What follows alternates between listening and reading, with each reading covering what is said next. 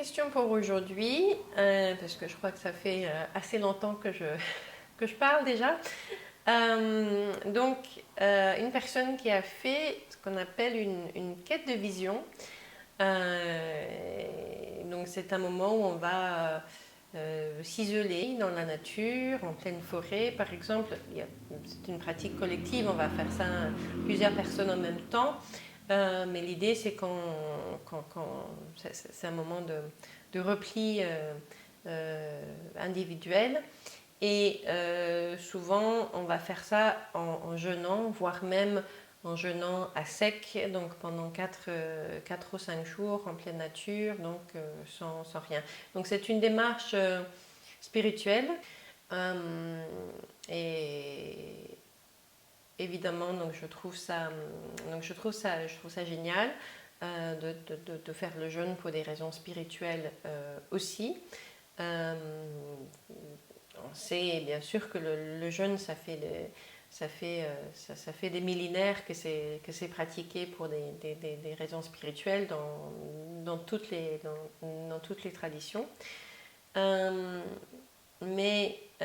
donc cette personne fait donc sa quête de vision et puis elle est sortie du jeûne au bout de 4 jours et elle a vécu une sortie de jeûne très très compliquée où elle a eu donc envie euh, de manger un peu tout et n'importe quoi et beaucoup trop rapidement après la quête des visions. Ce qui a provoqué chez elle donc de grandes difficultés au niveau digestif. Une impression de venir un peu défaire tout le bien qui avait été fait pendant la quête des visions. Je, je suis un peu consternée, à vrai dire, par certains témoignages que j'entends régulièrement au sujet des quêtes de vision. Donc je répète que je trouve cette pratique, je trouve l'idée assez géniale en fait d'aller dans la nature et jeûner comme ça pour des raisons spirituelles. Mais il faut que ça soit fait avec une compréhension des implications physiologiques aussi, puisque ce qu'on fait à ce moment-là n'est absolument pas anodin pour le corps. Euh, et c'est vraiment dommage donc de le faire dans une certaine inconscience quelque part vis-à-vis du corps. Donc j'ai eu déjà des témoignages de personnes qui étaient dans des groupes qui faisaient des quêtes de vision et dans le même groupe il y avait des personnes beaucoup plus âgées, diabétiques par exemple, et ces personnes-là donc n'étaient pas préparées convenablement au jeûne et ça c'est dangereux. Ça c'est dangereux. De toute manière, c'est d'office pas recommandé d'entrer en jeûne à une date fixe. Donc le fait de se dire en groupe on va faire ça à un tel moment, ça va avoir l'inconvénient que toutes ces personnes-là ne seront pas forcément prêtes à jeûner au même moment. Ça veut dire qu'on va se préparer à un jeûne avec une date butoir sans pouvoir donc prendre en compte les messages de notre corps pendant cette préparation et sans pouvoir donc savoir si c'est le bon moment pour nous d'entrer en jeûne à ce moment-là ou pas. Alors, c'est en général les personnes qui font ces pratiques-là, ce sont des personnes qui ont une certaine hygiène de vie déjà pour avoir cette démarche-là. Ce sont en général des personnes assez jeunes, assez solides pour pouvoir concevoir d'aller dans la nature, dans une petite tente. Sans manger pendant plusieurs jours, évidemment, c'est pas quelque chose qui va attirer des, des mamies de 80 ans, par exemple. Euh, mais toujours est-il que ça serait plus idéal si on pouvait à- adapter la pratique aux besoins individuels de chacun. Mais donc en règle générale, on peut entrer en jeûne comme ça, quand on a une santé assez solide déjà, sans trop de problèmes, et le jeûne lui-même, il va se faire. Mais à la sortie du jeûne, ça risque effectivement d'être très compliqué. Ce qu'il faut savoir, c'est que quand tu as jeûné pendant 4 jours, il y a un processus en cours dans ton corps, en fait.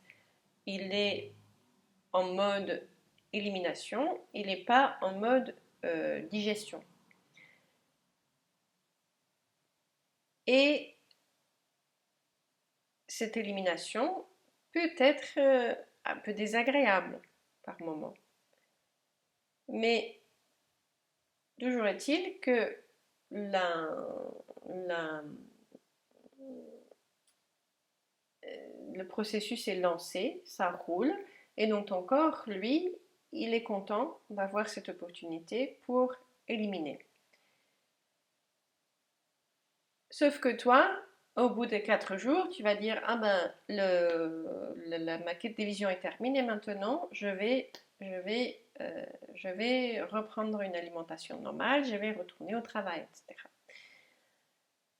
Et donc, ton élimination est en cours, ton corps voudrait continuer avec ce processus d'élimination, mais toi, tu vas te renourrir à ce moment-là et tu vas donc brusquement interrompre ces processus d'élimination. En plus de ça, l'élimination qui cherche donc à se poursuivre va vraiment brouiller ta relation à l'alimentation à ce moment-là. Tu sais, quand tu fais un jeûne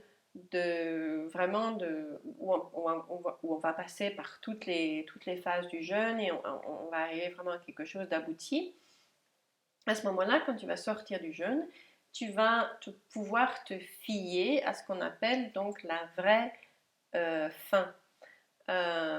Et tu vas pouvoir manger en fonction de cette faim. Quand on sort prématurément d'un jeûne, ce qui va se passer surtout, ça va être que l'élimination veut se poursuivre avec toutes les manifestations un peu désagréables de l'élimination. Et toi, tu vas venir stopper ça en mangeant. Et à ce moment-là, ton inconscient va comprendre que quand je mange, ça freine mon élimination et ça freine donc les manifestations inconfortables de celle-ci. Et donc ton inconscient va te pousser à manger davantage pour venir stopper cette élimination. Et donc il va y avoir cette lutte en fait qui va se faire sur le plan subconscient où ton corps cherche à continuer avec ces processus d'élimination et et toi, inconsciemment, tu as envie de plutôt interrompre cette élimination par l'alimentation. Et donc, tu vas avoir des envies comme ça de manger. Au niveau émotionnel, ça va être compliqué aussi, puisqu'il va y avoir une sorte de vide émotionnel à gérer. Tu auras trouvé probablement une certaine furie, une grande réceptivité spirituelle dans la forêt pendant ton jeûne, et c'était le but et c'est génial. Mais du coup, tu vas ressortir de ce contexte, te retrouver dans un contexte habituel avec l'alimentation qui va venir interrompre donc, ce jeûne. Et, ça peut avoir pour effet de provoquer des moments émotionnels vraiment très très difficiles. Et donc, là encore, notre inconscient peut appeler à une utilisation plus compensatoire de la nourriture. Et donc, il est très très difficile à ce moment-là de se dire, ben, je vais écouter mon corps et il va me dire ce que je dois manger, comment je dois m'alimenter pendant cette, cette sortie de jeûne. Et la tendance, malheureusement, ça va être de s'alimenter trop vite et en trop grande quantité. Ce qui va faire que donc les processus d'alimentation, les processus d'élimination vont être vraiment interrompus et sur le plan purement physique, il y aura très peu de bénéfices à, ce, à, ce, à ce temps de jeûne. Moi, je pense qu'il serait vraiment intéressant qu'en fait, ces deux approches du jeûne, l'approche thérapeutique et l'approche spirituelle, se rejoignent quelque part. Hein. Moi, je constate que les personnes qui font du jeûne pour des raisons purement thérapeutiques finissent toujours par apprécier aussi les autres effets du jeûne, apprécier vraiment une meilleure réceptivité, une meilleure clarté, etc. Et souvent, un jeûne qui est démarré, entamé pour des raisons purement thérapeutiques va se poursuivre en jeûne spirituel aussi. Et ça, c'est super parce qu'on va avoir conscience donc des besoins physiologiques de notre corps pendant ce jeûne thérapeutique. Et puis, on va petit à petit pouvoir s'ouvrir à quelque chose, une pratique sur d'autres plans aussi. Mais ça serait bien que l'inverse se passe aussi, c'est-à-dire que tous ceux qui, pour des raisons religieuses, spirituelles, vont adopter la pratique du jeûne, prennent conscience euh, des processus physiologiques qui vont se passer dans leur corps pendant ces périodes-là.